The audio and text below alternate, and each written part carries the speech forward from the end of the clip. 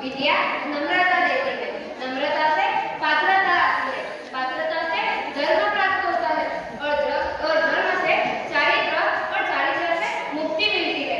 जब तक सोना के पास नहीं जाता तब तक वह सोना ही रहता है।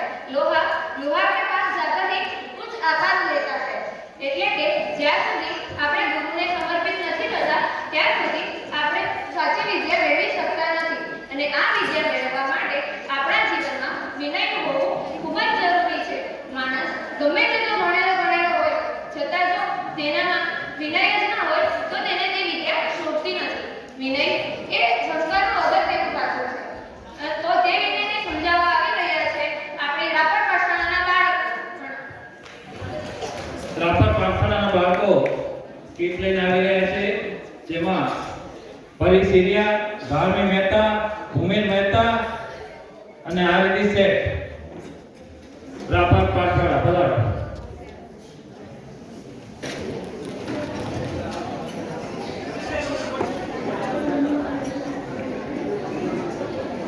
કયું છે અહીં ને આપણે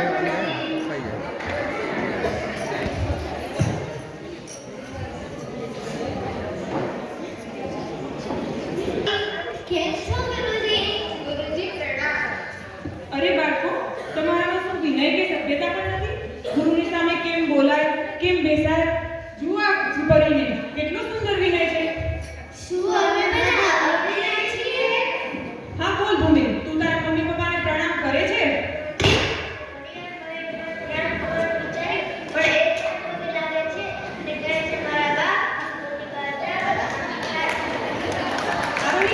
તમારી શું હાલત છે?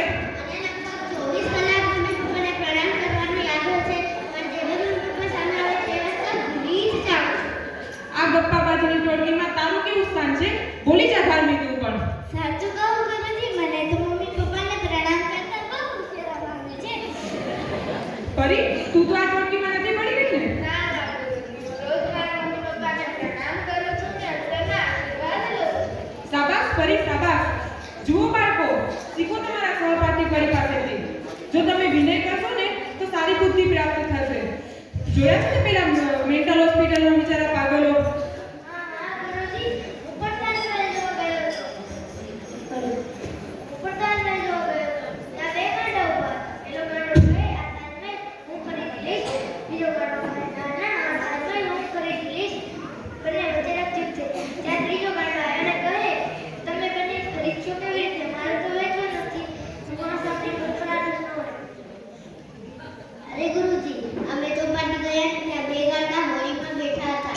એક ગાંડાએ બીજા ગાંડાને કહ્યું, આ હોળી ડૂબી જાય તો? બીજો કહે, આપણું તો કામ જ થઈ જાય। હોળીના ભાડાના રૂપિયા તો બચી જ જાય। આ સાંભળીને હું ગાંડાની જેમ હસવા લાગી। અરે મેં તો તમને પહેલા જ કહ્યું હતું ગુરુની પરીક્ષા કરો છો, તેમને તો બધું જ આવડે છે।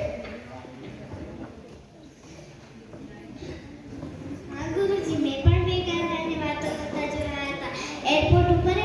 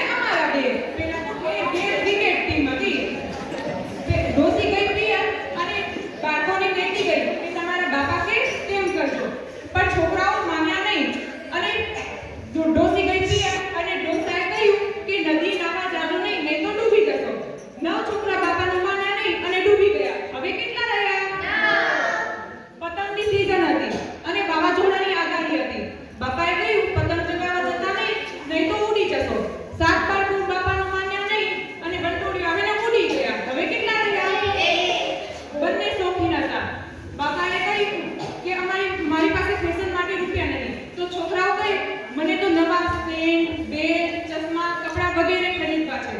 તો પછી છોકરાઓ કહે અમે તો પટેલને ત્યાં ચોરી કરીશું. બાપાએ કહ્યું ચોરી ન કરાય, ચોરી કરશો તો તમને પટેલ ઉડાડી દેશે. અને બે છોકરાઓ બાપાનું માન્યા નહીં. હવે કેટલા રહ્યા? અને ડોસી પિયરથી આવી અને છોકરાને જોયા નહીં તો તે ડોસાને પૂછે છે, એ સાંભળો છો આપણા છોકરા ક્યાં ગયા? તો ડોસો કહે તારું નામ શું? તો ડોસી કહે અદી. તો ડોસો કહે નામ લઈ ગયા નદી. તો ડોસી કહે અર. તો ડોસો કહે સાત ગયા ફર. તો ડોસી કહે એટલે? તો ડોસો કહે બે માર્યા પટેલે. તો ડોસી કહે ઓહો. તો ડોસો કહે વારે બંધ્યો ડોહો. આ સાંભળી હવે તમે બાળકો શું વિચારો છો? ગુરુજી, હવે અમે અમારા હાલ બેહાલ કરવા માંગતા નથી કે માતા પિતાને ગુરુનો અવિનય કરી ભાવાંતરમાં ગાડલા કરવા માંગતા નથી. હવે અમે એમની સેવા કરી, સારા કર્યા કરી, તેમના આશીષ મેળવી હવે અમે જીવન સફળ કરવાનું વિચાર્યું છે. આજથી તે તરફ કદમ માંડું છું.